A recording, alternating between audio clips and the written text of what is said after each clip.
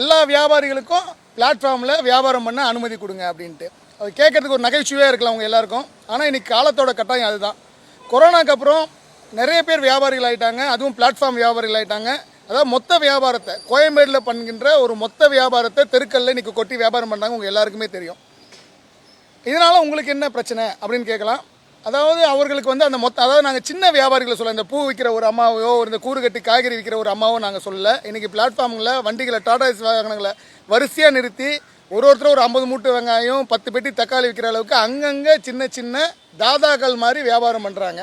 அவங்களுக்கு current bill கட்ட தேவையில்ல, வாடகை செலுத்த தேவையில்ல, அரசுக்கு வரி செலுத்த தேவையில்லை. கோயம்பேடில் காலைல 11 மணிக்கு மீதி விற்கிற காய்கறியை கொண்டு வந்து ரொம்ப கம்மியான விலைக்கு அந்த காய்கறியை விற்கிறாங்க. உங்கள் எல்லாருக்குமே தெரியும். இதுக்கு எதிராகவும் நாங்கள் நிறைய ஆர்ப்பாட்டங்கள் போராட்டங்கள் பண்ணாலும் இதை கட்டுப்படுத்த முடியல.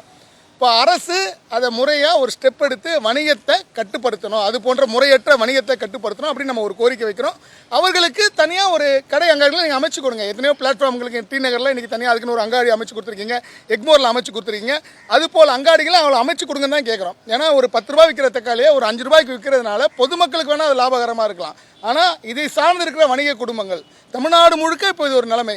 இப்போ இந்த முறையற்ற விஷயத்தை அரசு ஆதரிக்குதா? ஒரு புறம்போக்கு இடத்துல ஒரு வீடோ ஒரு மனையோ கட்டினா எந்த அளவுக்கு அரசு துரிதமாக ஆக்ஷன் எடுக்குது? இன்னைக்கு காலையில் கூட ஒரு சம்பவம், ஐஏஎஸ் கோட்டை வாசலில் ஒரு வீடு கட்டிட்டு 7 வருஷம் இருந்தவங்களே இடித்து வெளில துரத்துறாங்க. அப்போ இது போன்ற விஷயங்களை அரசு ஊக்குவிக்கிறதுனால என்ன? அரசுக்கு வரி இழப்பு தான் ஏற்படுது. முறையாக வணிகம் செய்கிற வணிகர்களுக்கு பாதுகாப்பு கொடுப்பது அரசோட கடமை. அப்படி உங்களால் கட்டுப்படுத்த முடியலையா? எல்லா வியாபாரிகளுக்கும் பிளாட்ஃபார்மில் வியாபாரம் பண்ண அனுமதி கொடுங்க.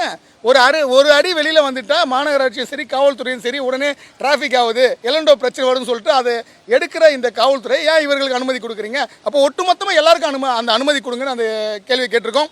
முதல்வர்கள் காதுகளுக்கும் இந்த கடிதம் போகும் நாங்கள் நம்புகிறோம். நாளைக்கு மாநகராட்சிக்கும் இந்த கடிதத்தை அனுப்ப இருக்கிறோம். இதுக்கு ஒரு முறையாக தீர்வு வரும் நாங்கள் நம்புகிறோம். கண்டிப்பாக அரசு கட்டுப்படுத்தணும். இல்லைனா எல்லா வியாபாரிகளும் பிளாட்ஃபார்மில் வியாபாரம் பண்ணுற ஒரு போராட்டத்தை நாங்கள் ஆரம்பிக்க இருக்கோம். அது ஒரு இன்டிமேஷனாக தான் இன்றைக்கி அவங்களுக்கு இந்த விஷயத்தை கொடுக்குறோம். உங்கள் நடவடிக்கை எடுக்கிறாங்கன்னு பார்ப்போம், இல்லை நடவடிக்கை எடுக்க வைப்போம். சென்னை முழுக்கண்ணே நீங்கள் பார்த்தாலே தெரியும், சென்னை முழுக்க எல்லா இடத்துலையும் சாலை ஓரங்களில் இப்போது முதல்ல 1-2 இருந்தது, இப்போ நிறைய பேர் வர ஆரம்பிச்சிட்டாங்க. ஏன்னா மக்களோட ஆதரவு அவங்களுக்கு கிடைக்குது, விலை கம்மியாக கொடுக்க ஆரம்பிச்சிட்டாங்க. ஏன்னா அவங்களுக்கு வந்து எந்த வித செலவுகளும் கிடையாது. கோயம்பேடில் மீதி இருக்க காய்கறி எடுத்து தான் விற்கிறாங்க. ஏன்னா கோயம்பேடில் நடுராத்திரி 2 மணிக்கு ஒரு வேலை, 4 மணிக்கு ஒரு வேலை, காலையில் ஒரு 10 மணிக்கு ஒரு வேலை, 10 மணிக்கு விலை கம்மியாக வாங்கிட்டு வந்து விற்கிறாங்க. அப்போ அது அரசு தானே முறைப்படுத்தணும். அப்படிலாம் எல்லாருக்கும் அந்த அனுமதியை கொடுங்க நம்ம கேட்குறோம்.